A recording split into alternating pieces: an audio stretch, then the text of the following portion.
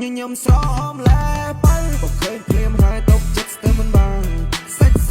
ជាងសភៅតែបើចង់ចែកចែកយកទៅឲ្យបានយោនធ្វើជាគូស្គរបងឲ្យនាងស្គាល់អារម្មណ៍សុខសាន្តបើនាងប្រមែនបើស្ម័គ្រជូនទៅដើរលេងកំសាន្ត25ខែត្រង់ប៉ុណ្ណឹងមិនស៊ីផុយ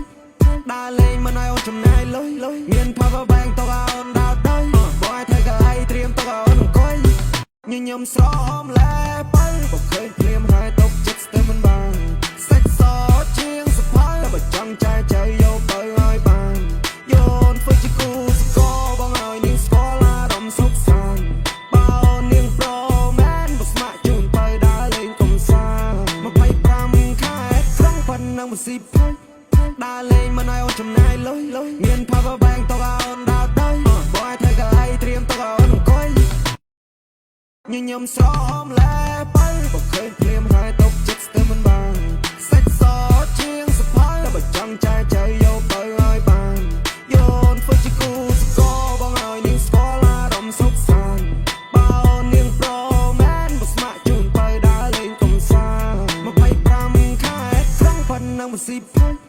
ដើរលេងមិនឲ្យអូនចំណាយលុយមាន power bank ទៅឲ្យអូនដើរទៅបងឲ្យធ្វើកៅអីត្រៀមទៅឲ្យអូនអង្គុយ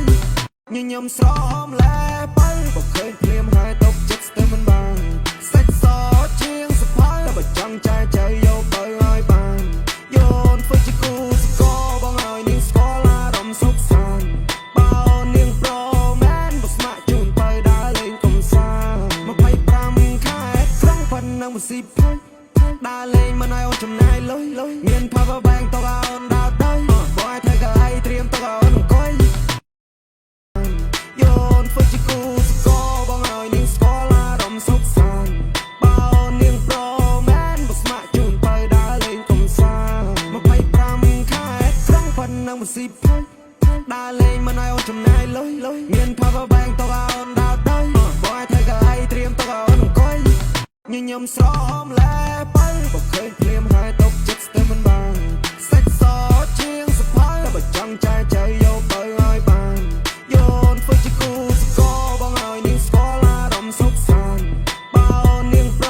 មែនបើស្ម័គ្រជូនទៅដើរលេងកំសាន្ត25ខែត្រង់ប៉ុណ្ណឹងមិនស៊ីផុយ